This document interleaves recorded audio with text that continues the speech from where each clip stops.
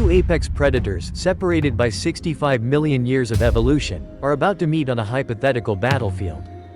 In one corner, the cunning, feathered hunters of the late Cretaceous period. A pack of velociraptors. In the other, the colossal, shaggy titan of the Pleistocene epoch. A fully grown woolly mammoth. This is not merely a clash of claw against tusk, but a battle of radically different evolutionary strategies. One, a master of cooperative killing. The other, a fortress of living flesh and bone. To understand who would win, we must first dissect the combatants, their weapons, their armor, and their minds. The velociraptor, despite its Hollywood portrayal, was not a 6-foot-tall monster. True velociraptors, specifically Velociraptor mongoliensis, were much smaller, roughly the size of a large turkey. They stood about 1.5 meters long, including the tail, and weighed around 15 to 20 kilograms. But size is deceptive. Every inch of this creature was honed for predation. Its primary weapon was not its teeth, though its mouth was filled with dozens of serrated, backward-curving daggers. Its true killing tool was the signature sickle-shaped claw on the second toe of each foot. Held retracted while walking, this 9-centimeter talon was a devastating instrument, designed not for slashing, but for piercing and pinning. Recent studies suggest velociraptors used these claws to latch onto prey, restraining it while they began to feed, possibly even while the victim was still alive. Their bodies were built for agility and speed, capable of short bursts of up to 40 kilometers per hour. A long, rigid tail acted as a counterbalance, allowing for incredible stability and sharp turns. And then there's the brain. Fossilized skulls reveal a large cerebrum relative to their body size, suggesting a high degree of intelligence. This intelligence manifested in their greatest asset, the pack. Hunting in coordinated groups, velociraptors could tackle prey much larger than themselves, using complex strategies of flanking, distraction, and overwhelming force. Their feathered bodies, while not for flight, provided insulation and were likely used for display and maneuvering. Now, consider the mammoth. Specifically, Mammothus primigenus, the woolly mammoth. This was a creature of immense scale and power. A large bull could stand over 3 meters tall at the shoulder and weigh more than 6 metric tons. That's the weight of 4 cars stacked together. Its body was a testament to survival in the brutal, frozen landscapes of the Ice Age. A thick, shaggy coat of hair, up to 1 meter long in places, combined with a dense undercoat and a thick layer of blubber, provided unparalleled insulation against the cold. This hide, coupled with its sheer thickness, also served as formidable armor.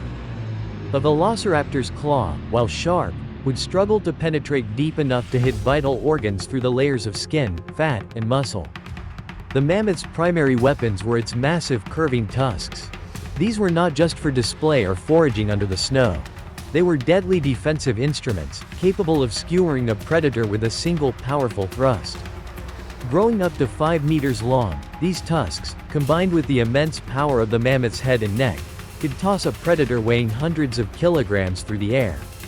Its sheer size was also a weapon. The force of a mammoth's charge, or even a single stomp from one of its pillar-like legs, would be instantly lethal to a creature the size of a velociraptor. Our hypothetical battlefield is a neutral one, a temperate woodland clearing, offering both open space for the mammoth and cover for the raptors. The pack consists of 6 velociraptors. A bull mammoth, in its prime, grazes peacefully. The raptors would initiate the hunt. They would not charge head-on. Their intelligence would dictate a more strategic approach. They would use the trees and undergrowth for cover, circling their quarry, testing its defenses. The first sign of trouble for the mammoth would be a blur of motion at the edge of its vision. A single raptor darts out, not to attack, but to distract. The mammoth bellows, a deep, rumbling warning, and turns to face the threat, stamping its feet and flaring its ears. As it focuses on the first raptor, 2 more burst from the opposite side. This is classic pack hunting, forcing the target to divide its attention, creating openings. The raptors are incredibly fast, and their small size makes them difficult targets for the mammoth's ponderous movements. A swing of its massive tusks would meet only empty air as the feathered predators leap back. The goal of the raptors would not be a quick kill. They know they cannot overpower this beast directly. Their strategy would be one of attrition. Death by 1,000 cuts. They would target the vulnerable areas. The legs, the underbelly, the flanks. A raptor might succeed in making a leaping attack, sinking its sickle claw into the thick hide of the mammoth's hind leg. The claw is designed to puncture and hold. The mammoth roars in pain and surprise, lashing out with its powerful back legs. The raptor's hold is tenacious, but the sheer force of the mammoth's kick could easily shatter its delicate bones. This is the great risk for the hunters. Every attack is a gamble. One mistake, one moment of being too slow, and a raptor is crushed or gored. Let's assume one raptor successfully latches on. It begins to bite and tear with its teeth, but its small jaws can do little more than inflict superficial wounds against the mammoth's thick hide and muscle. The real damage comes from creating a bleed.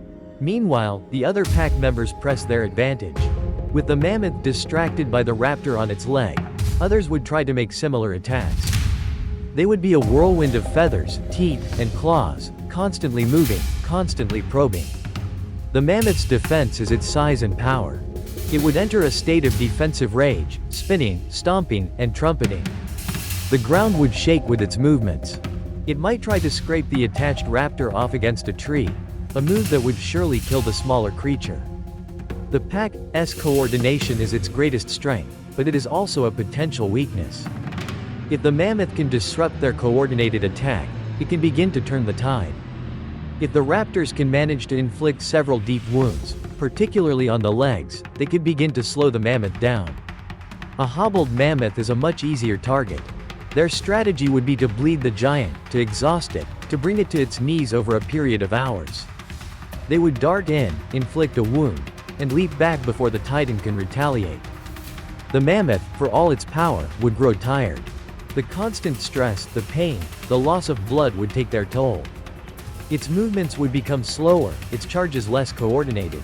This is when the raptors would become bolder.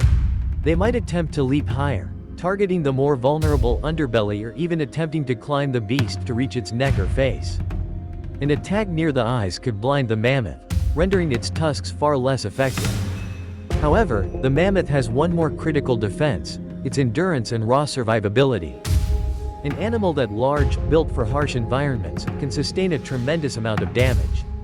Superficial wounds, even many of them, might not be enough to bring it down.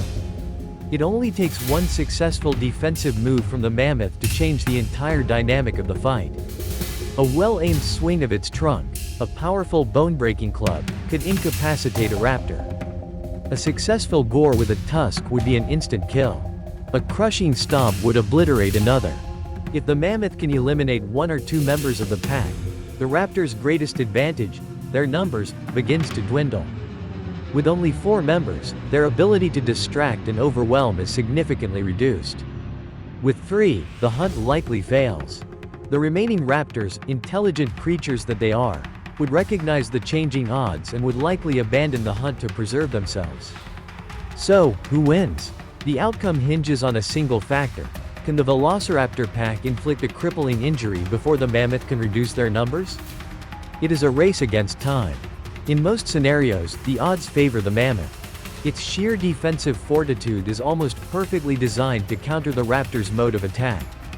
Their claws and teeth are simply not sufficient to quickly overcome the mammoth's armor of hide, fat, and muscle.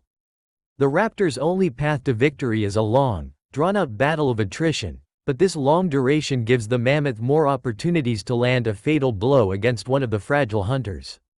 While the raptor's intelligence and pack coordination are formidable, they are ultimately outmatched by the raw, overwhelming power and durability of the Ice Age Titan. The raptors might draw blood. They might leave the mammoth wounded and scarred. But the risk to the pack is too great, and the mammoth's ability to absorb punishment is too vast. In this battle of prehistoric titans, the victory would almost certainly go to the woolly mammoth. The hunters would become the hunted.